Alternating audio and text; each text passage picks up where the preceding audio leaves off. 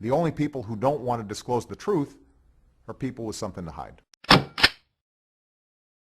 Where do we arrive at this point in time? And I do want you to talk about the birth certificate again, and I think you said 20 clear forgeries. And the reason we're doing this early is this is the opportunity we have to be with Mike early. So if you would, the clear-cut forgeries. They're proven beyond any doubt. Let me back up and answer that question about Bill O'Reilly. Later on in the video, we have Mike Zullo stating that when this news first broke, Chris Matthews had called them up the day before and wanted information, and they weren't going to release any until the day of the news conference. And you hear Mike saying that they were supposed to be on the Hannity show that night, but they pulled the plug, and other execs, media producers, and newscasters came forward, and Mike's keeping the names confidential, and told Mike that they're afraid of their job. They've been threatened. Mike used the word threatened and intimidated, and that's why this hasn't been brought out to the mainstream, and that's why a lot of people are not aware of it. So there's your answer about O'Reilly. I guess he's just as scared, worried about his job. Well, remember, O'Reilly said that he had seen the truth, and then it turned out, well, his staff saw the truth, and it turned out the staff said, well, they saw the birth certificate, not birth certificate, they saw the birth announcement in the newspapers, and we know that by the time that was printed, she was probably already in Washington State. So he has backed himself into a corner, and I know plenty of people who want to interview Bill O'Reilly and ask him exactly those questions, and they can't get close. Now, I know that's true because I've spoken with the people who have tried.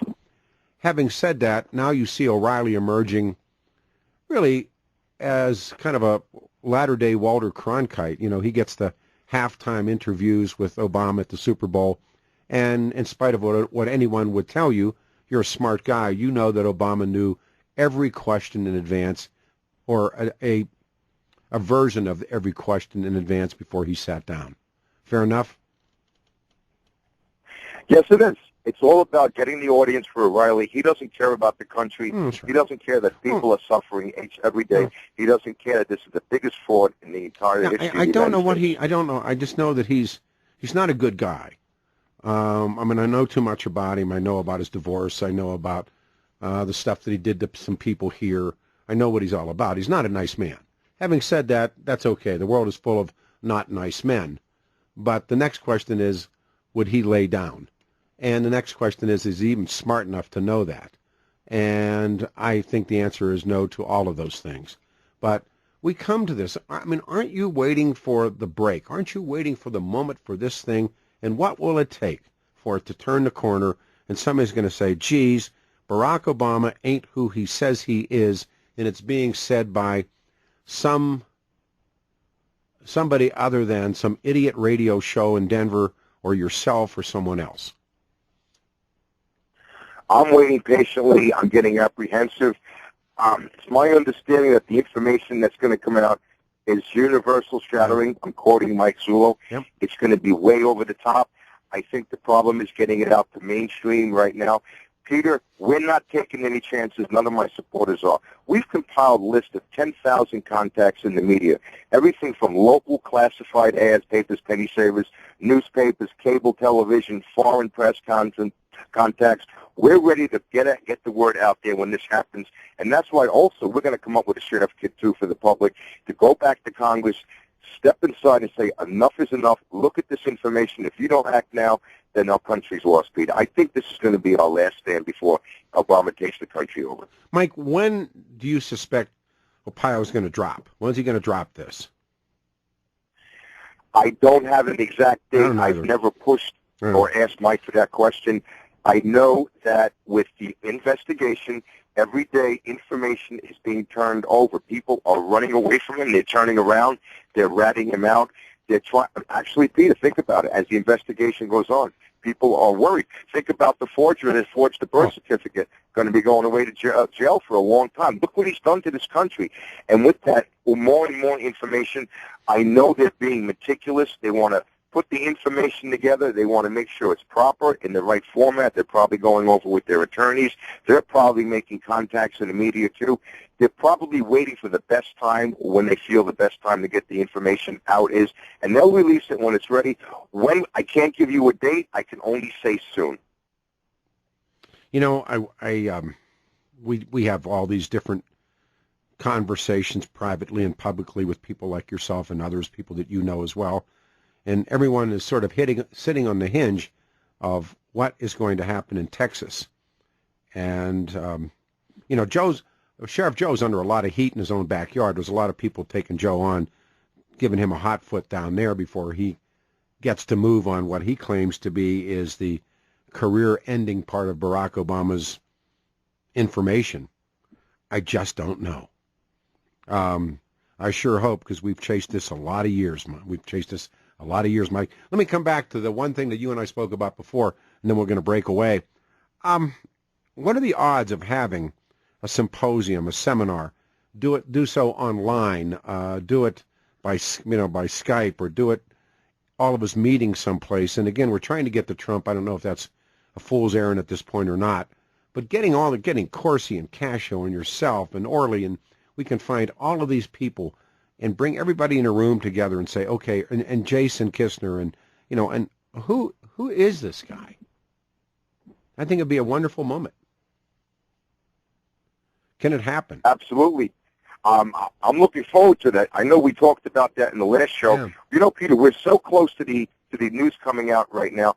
I think the best thing for a symposium would be after. We could lay everything on the table, what we went, and this would help restructure our government. This would help show that the people stood up and went forward, went to their representatives with the information. Nothing was done. And I want to give your audience a little tip, Peter. We're going to hold everybody responsible that got a sheriff's kit and did not act on it, or said something like, well, we think he's an American. We believe he was born in Hawaii. That's not good enough. We gave you overwhelming criminal investigation evidence, and then you're going to give us an answer like that. And we are going to go back and hold them responsible. You know, if that day were to come where the truth is found, it'll be an interesting day to watch, because it'll be from Brian Williams to the heads of networks to down to, you know, the people that attacked us, which I really don't care about, but down to, you know, mainstream media, individuals, left-wing, funny, progressive people. They all will eat an enormous piece of crow that day. And it may or may not be career-ending for some people, but it'll certainly be a day. And I firmly believe that day will come. I do. I was reading last night, more so last night after reading this Jason Kistner guy, and I'm thinking to myself, reading you, day's going to come, and it's going to come sooner than later. Do you believe that? Yes, I do. Not only will the mainstream media be scrambling for their thoughts, their words, they'll be in a panic mode. There might even be some finger pointing. I can tell you this, Peter, it's not only Obama that's covering up for this. I mean, he's just a henchman and a puppet. It's going to shake the White House. People will be running out the door. They'll be so scared. They'll be looking over their back, and they'll be pointing fingers just to save their own butts. You know what? And when this whole thing started, some almost 9 years ago for me, and I first saw some of those pieces of that puzzle that didn't add up, and boy, the things that were said to me back then and continue to be said to me, but there was just something about this story that said, no, this guy is not telling the truth. And we arrive at this point. I don't know if it, and I don't think it comes tomorrow afternoon by any stretch of the imagination, but it's certainly well out.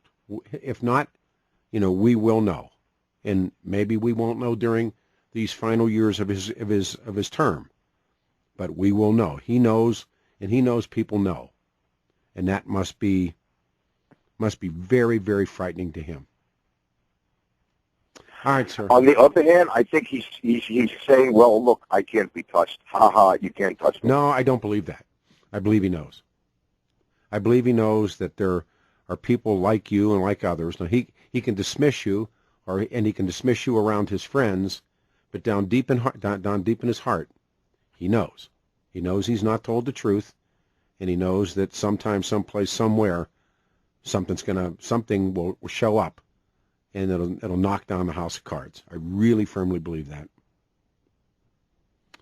You're the man. That's some feeling to walk around with every day, Yeah, knowing that. yeah, that's right. We'll talk ASAP, Mikey. Thanks.